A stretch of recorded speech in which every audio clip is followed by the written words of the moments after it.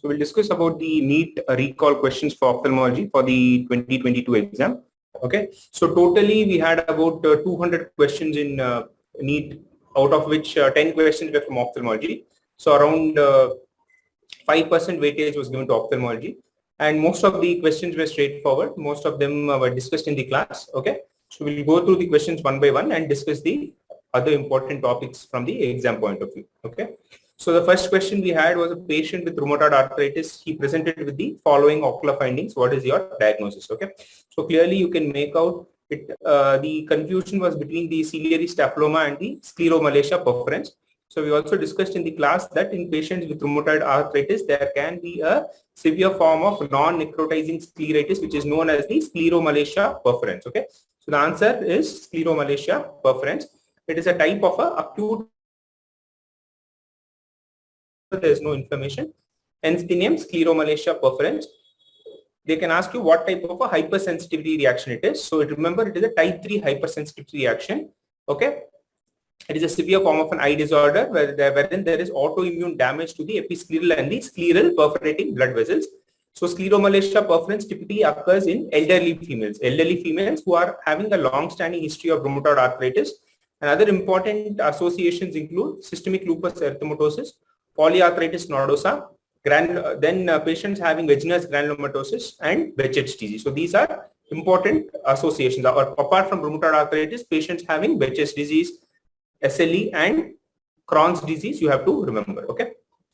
So scleromalacia perforans was also observed in patients with porphyria and herpes zoster infection.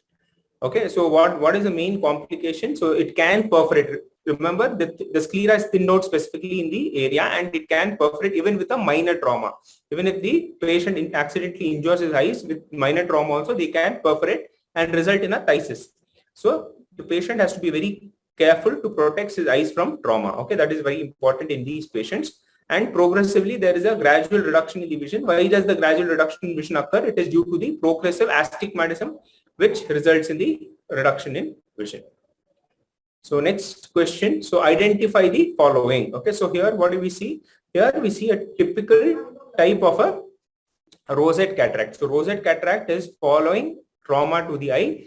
We see a rosette shaped cataract. So the answer here is ocular trauma. Okay, so you should remember the name cataract. So this slide is from the class we discussed.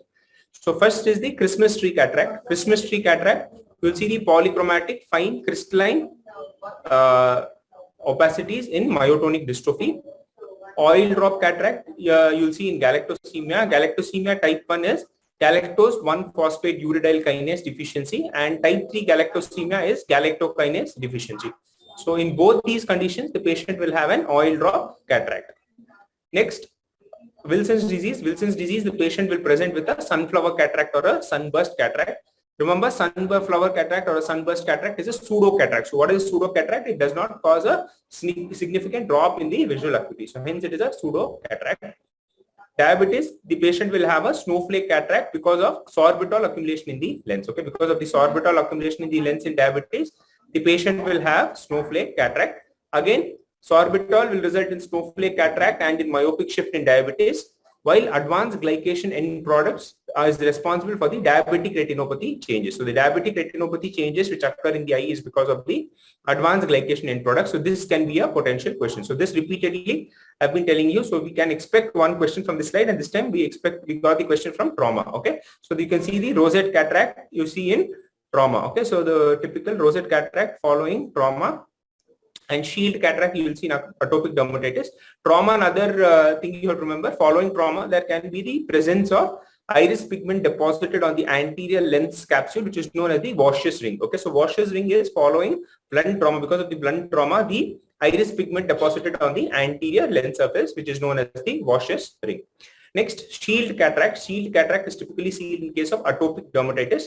And blue dot cataract, which is the most common type of a congenital cataract, which does not cause significant visual disturbance. Remember, blue dot cataract is the most common congenital cataract, which does not cause significant visual disturbance. The most common congenital cataract causing a significant visual disturbance is the zonular cataract or the lamellar cataract. So that is very important to remember. Last is the glass blowers cataract or the true exfoliation. So glass blowers cataract is seen in case of patients who are exposed to infrared radiation. So these welders, okay, glass blowers who are exposed to high doses of infrared radiations develop the true exfoliation. Next, we got a question like this. So this we are discussed in the class also. This is nothing but your intacs. Okay, so intacs is intracorneal ring segment, which is usually made up of PMMA. So typically it is used in corneal ectasias, mainly your keratoconus. Okay, so the options they had given is keratoconus, keratoglobus, pellucid margin degeneration, and cornea plana.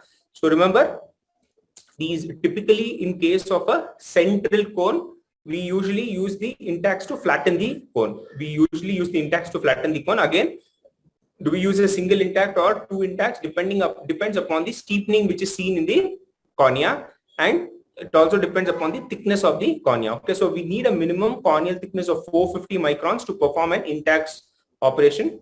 Okay, and these again we should see the pentacam bad display to decide whether it is suitable for the candidate. Okay, so another important thing we have to remember, what are the various surgical options which are available for patients with keratoconus. So this slide we discussed in the class.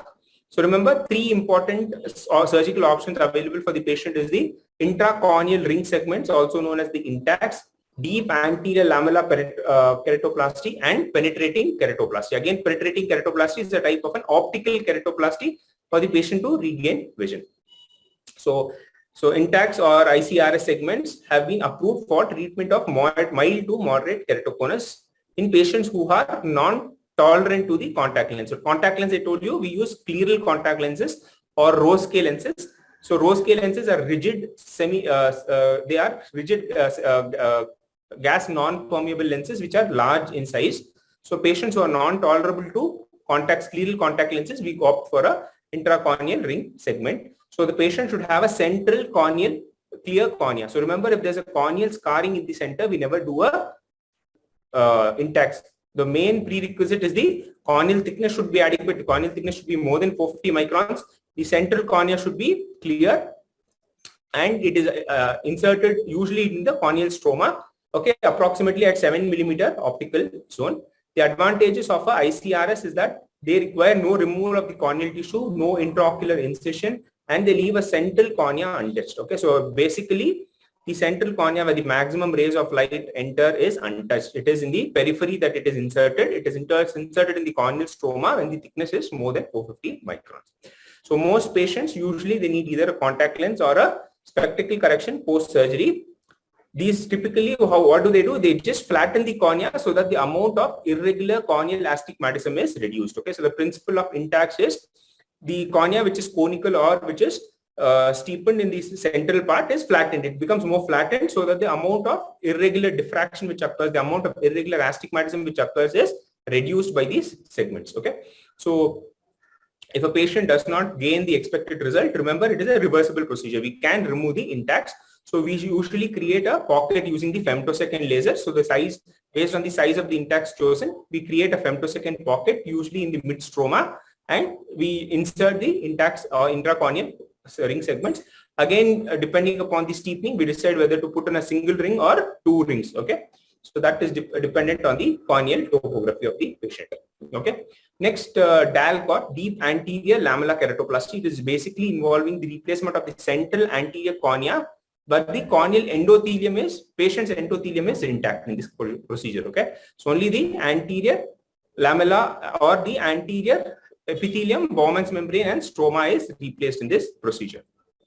So this keratoconus, this slide I showed you in the class. So you should know about the Munson sign, you should know about the Rizzotti sign, you should know about the Vogt striae. Vogt striae are horizontal breaks in the Descemet's membrane along the stress line, along the steepest axis of the cornea. Okay, so this is the Rizzotti sign, and the one above is the Munson sign.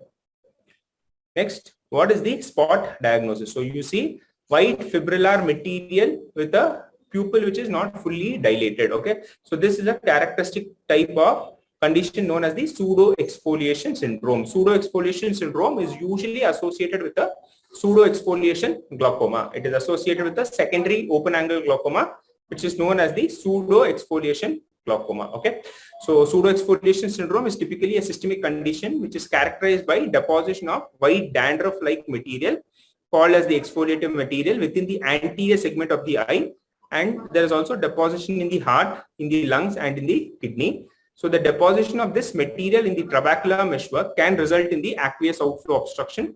So this outflow obstruction will result in the increased intraocular pressure, and this results in the secondary glaucoma. So it is a type of a most common type of a secondary open angle glaucoma. So remember, if they ask you which is the most common type of secondary open angle glaucoma, it is your pseudo-exfoliative glaucoma. Okay. So patient with pseudo-exfoliative glaucoma tend to present with an advanced visual field and cupping.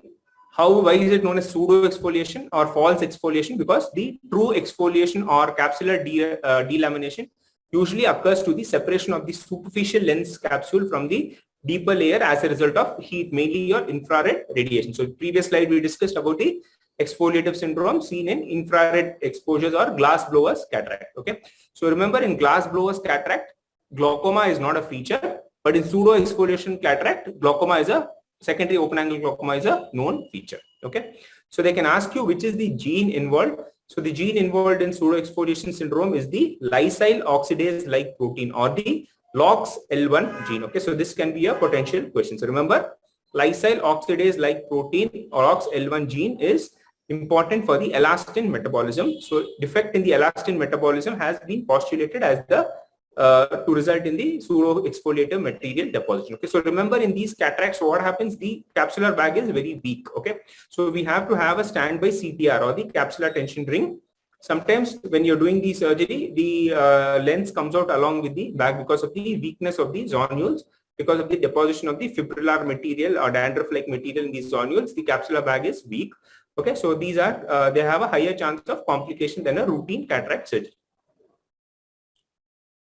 So which vitamin deficiency causes the below condition? Okay, so you can see the foamy white spots seen in the temporal aspect. So remember what I told you, bite out spots are typically seen in the temporal aspect, while the pterygium, pseudopterygium and pingacula is seen on the nasal aspect.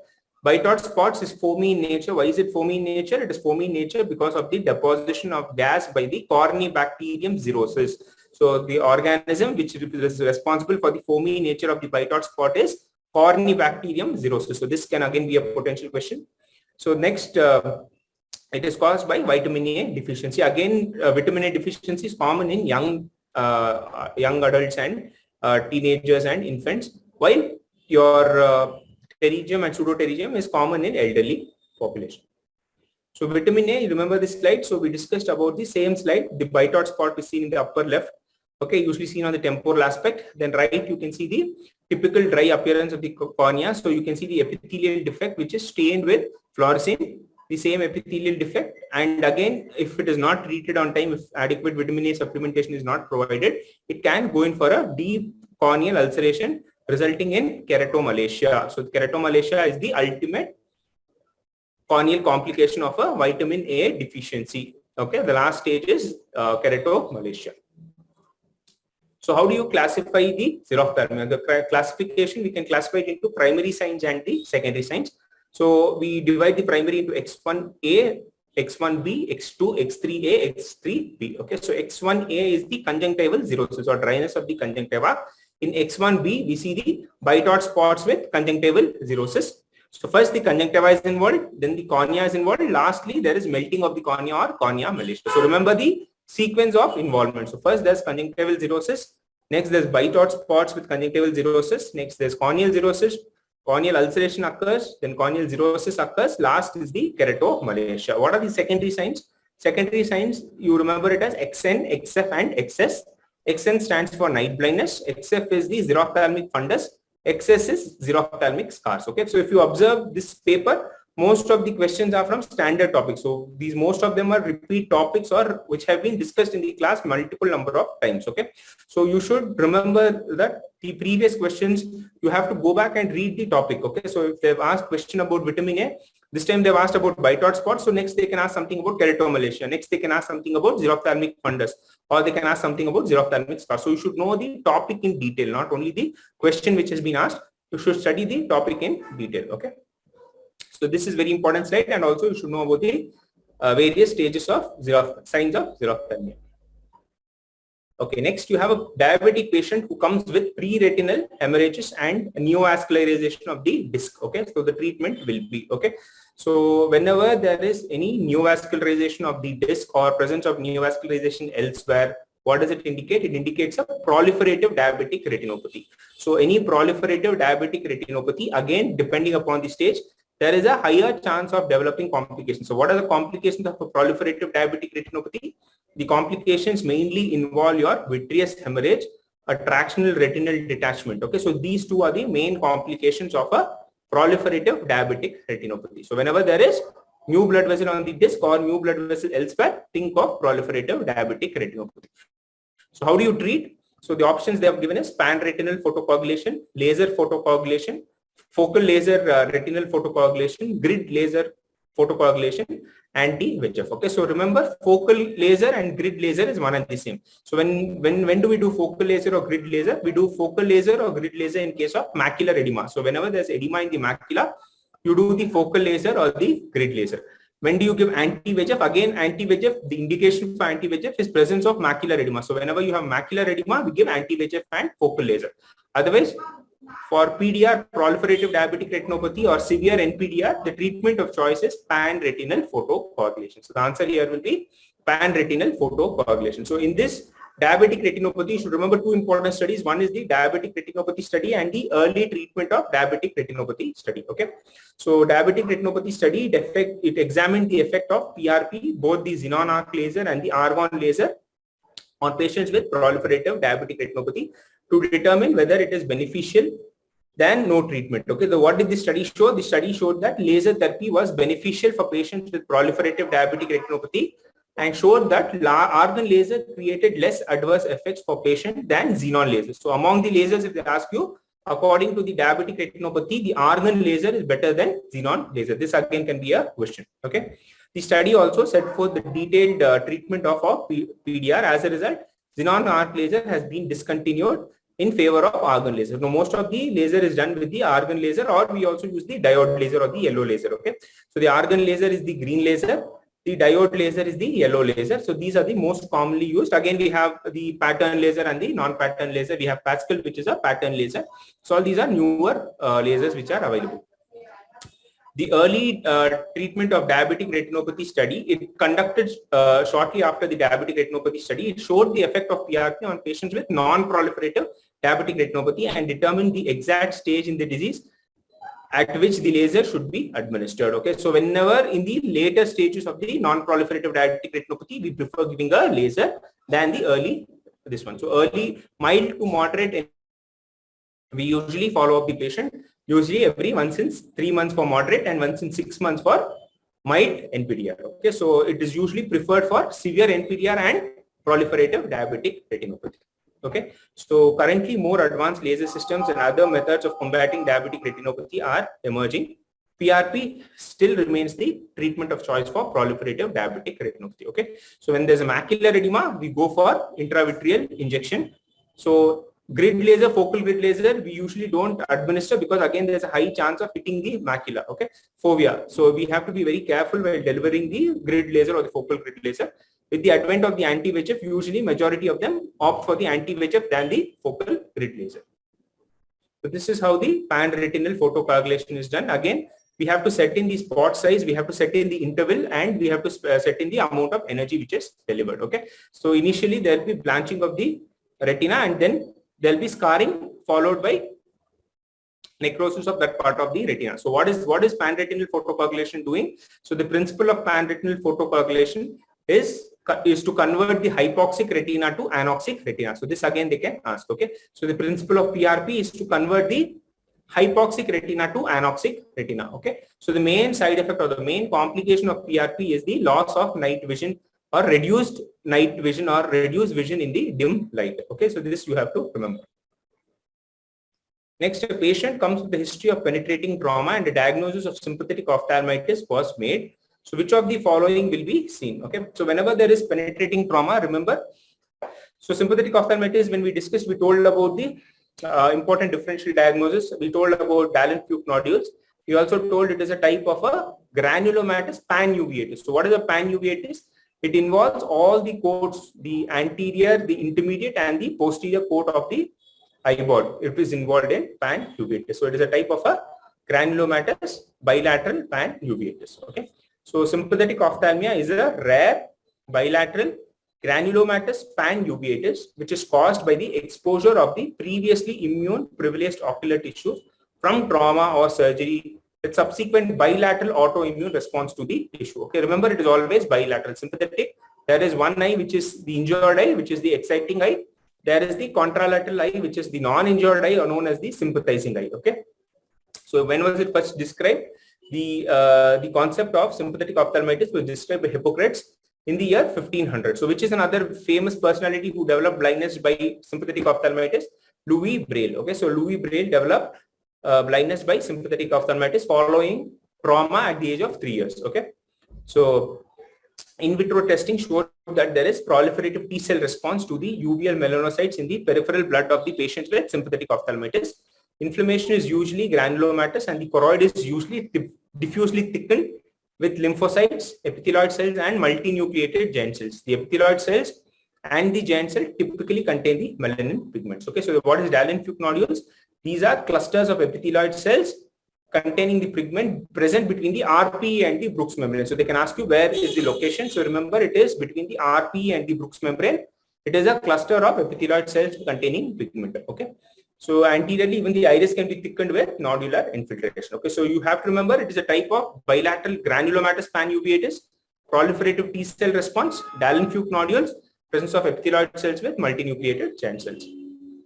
So this is how the Dahlen-Fuch nodules appear in sympathetic ophthalmitis. Remember, Dahlen-Fuch nodules is not pathognomonic of sympathetic ophthalmitis. That is very important. It can be seen in phacoanaphylactic glaucoma. It can be seen in sympathetic ophthalmitis. Okay, it is not only pathognomonic of sympathetic ophthalmitis. So it is seen as a small, discrete yellow infiltrate at the level of the RPE that is most often seen and are large in the periphery of the retina choroid. Okay, so retinachoroidal periphery, they are typically seen as small, discrete, yellowish infiltrates.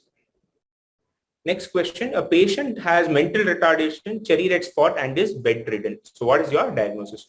So this is very important. I gave you a simple mnemonic to remember. The options are Hurler syndrome, Hunter's disease, Tay-Sachs disease, and Gaucher's disease. So between Gaucher's and Tay-Sachs, how do you remember? The patient here is having mental retardation and cherry red spot. The answer is Tay-Sachs disease. Okay, so what is Tay-Sachs disease? It is a rare inherited disorder which is characterized by neurological problem caused by death to the neurons and the spinal cord. Okay, so what is the defect here? So the variants in the hexa-A gene. So hexa-A gene, it codes for the enzyme beta hexamidase A. Okay, so they can ask you which is the enzyme for Tay-Sachs. It is beta hexamidase A. Beta hexamidase A is located in the lysosome. So it is a lysosomal storage disorder. Okay, so Tay-Sachs is a type of a lysosomal storage disorder. Defect in the enzyme is beta hexamidase A. Typically, it is associated with CNS defect. Okay, and see, most of the questions, if you observe in the last 1 or 2 years, they are combining 2-3 subjects and giving the question. So here it is a combination of ophthalmology with neurology, ophthalmology with medicine. So another question, we got a combination of ophthalmology with anatomy. Okay, so that I'll discuss later. So you should, they are not seeing only this one. So they want to understand how well you have understood the subject. Okay, so in Tay-Sachs disease, what is the defect? It is defect in the beta hexamidase A. So what is the mnemonic? So this slide is from the class we discussed. Okay, so the simple mnemonic to remember your cherry red spots is: cherry trees never grow tall in moss and sand. Okay, so what is this one? C for cherry stands for CRAO. Okay, cherry red spot, CRAO. T for Tay-Sachs disease, Niemann-Pick's disease, Gaucher's disease, trauma, blunt trauma resulting in Berlin's edema, metachromatic leukodystrophy, and standoff disease. So these are responsible for the cherry red spots in the eye. Okay. So last question for today: a patient comes with the drooling of saliva, lacrimation, and headache. So which nerve supply is affected? Okay, so this may not be the exact this one. So what most of the students said was they gave a image of the base of the skull and asked which of the nerves were involved. Okay, so remember, when there is lacrimation, which is responsible for lacrimation, we discussed in the class. For lacrimation or tearing to occur, it is the ophthalmic division of the trigeminal nerve. So the trigeminal nerve, the ophthalmic division, is responsible for the lacrimation and tearing. So the answer here will be your trigeminal nerve. Okay, because the sensory supply to the cornea is by the ophthalmic division of the trigeminal nerve. So this is again an integrated question from anatomy and ophthalmology. Okay, so hopefully most of you have got answered most of the questions. So almost all were discussed in the class. So all the best.